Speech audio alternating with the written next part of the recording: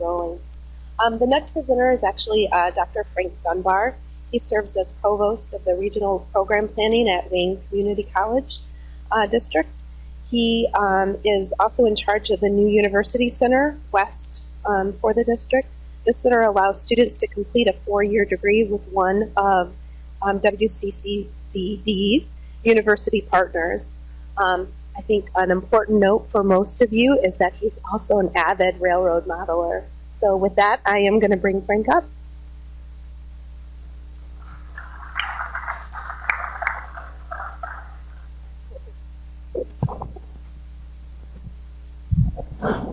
I'm used to using dual microphones, so it's going to be okay. I hope, anyway. Welcome. It's great to see all of you. It's wonderful to be here. I am Frank Dunbar. I have one of the greatest jobs in the world. That is to develop all of our new programs at a major community college. And I'll make sure I get to the right spot. Oops, did I do that? There we go. This tells you a little bit about our institution, kind of gives you a little bit of a sense in one slide of who we are. Founded in 1967, WCCCD, lots of those C's. We serve a whole range of folks in Wayne County and 32 cities and townships, 5 campuses, all the way from the east side of Detroit to the current location where I am in Belleville, because that's where our regional planning office is located. Also where our University Center West is located. We have 2 university centers as well. Performing Arts Center, lots of things going on in the institution, and I'm happy to say that in the first year that my office was actually started, we were able to really make an inroad in developing new programs for the district. We have over 100 career programs now, but there's a great deal more on the horizon. What's our interest in rail in general? Well, it's broad and it's also narrow. We serve the largest urban center in Michigan. When I was at our Eastern campus, I learned extensively at how challenged our public transportation can be at times. And I also know that our students rely on public transportation to get to where they need to go significantly. And there are jobs in the industry that we are all interested in here today. And it is always helpful. Nick Little mentioned the support of leadership in the institution. Our chancellor happens to sit on the Regional Transit Authority Board. And that has helped because he basically came to me and our institution and said, look, we need to develop a program in light rail. We have the M1 corridor running right down the street, literally next to us. We need to develop that program. And so I happened to be in the right place at the right time. I was given a charge to develop our 2 associate degrees in light rail. And then I'll talk about the certificate program we developed later on afterwards in just a second. But I want to say that it really does help to have the support of folks at the top when you do this kind of thing. But the other thing that's helpful is it's nice to have somebody who understands the rail industry a little bit. Now, I have never worked for a railroad, but I've always been fascinated, and obviously there's a small one in my basement, which is not going really anywhere, but it certainly is a wonderful hobby, and I really do enjoy it. And the neat opportunity I found was when we developed the programs, we ended up having to talk to individuals who would teach the program. Well, I also learned something about that, and that is that our 2 great instructors that we have currently, Howard Smith, who's in the front row here, and Sam Kroll, who's sitting back there at the table next to where I was, these folks all know each other. In fact, everybody here probably knows everybody, and it's good because there's a network there that really helps when recruiting faculty to teach. So we have 2 light rail engineering programs. One is in signaling and communications. It's a 63 credit hour Associate of Science program. and that is, it looks like this. I do have a few copies of these that I can give to folks who are interested, including the courses on the back of what to take. But basically, you can see what the program listing is there. EE, Computer Technology, Telecommunications, and of course specific light rail courses and related general education.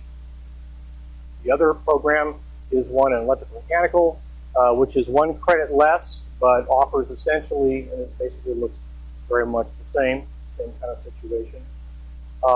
Programs in EE and Computer Technology, pneumatics, and hydraulics, specific light rail courses related to the management and the maintenance of cars and facilities, including brakes and HVAC and general rail equipment troubleshooting. I want to stop there for a second and simply say that these programs are called light rail programs because that's how it started. The chancellor was interested in light rail programming. We have the M1 rail facility, or the construction starting is going right down the street, and so that's how it started. But we know, you know, and I know, certainly Howard Smith and Sam Kroll, our instructors, know that rail is rail. It doesn't matter what you call it, it's still steel wheel on steel track, and it moves cars or people, and it moves freight or people wherever you're going to go. So the next program I'm going to talk about is actually also called light rail. Howard would like me to change it. But the reason it's called light rail is because that's how things started. In academic institutions, for those on my panel, they all know, things take an immense amount of time to change if you are in academia sometimes. So if you have a successful program, don't change the name too quick. So we didn't. But we ended up with something very unique, we think. Our last program is a certificate program, not an associate degree program. And it came about with one sentence. Our advisory committee, which is small but active, said to me one day when we were talking about the light rail programs at one of our advisory breakfasts, they said, you know, the first 3 classes that you offer in the light rail program, which is Introduction to Railroad Transportation and Careers, a program, and I got to think of the name actually. The next course is Railroad Rules, Regulations, Standards and Practices, and the Railroad Safety class. Those 3 classes, coupled with this Introduction to Business and Computer Technology, would make a fantastic short-term certificate. Well, we took their advice, which is always good to do when you have an advisory committee. We took their advice. We moved forward with that. And we now have, I'm happy to say, after 1 year, we actually have filled the classes to overflowing for that for the introductory rail class, which is a good marker for us. Yes, it is true that our advanced classes have 5, 6, and 7 folks in them. I think 9 is the largest. That's okay, because those people started a year ago.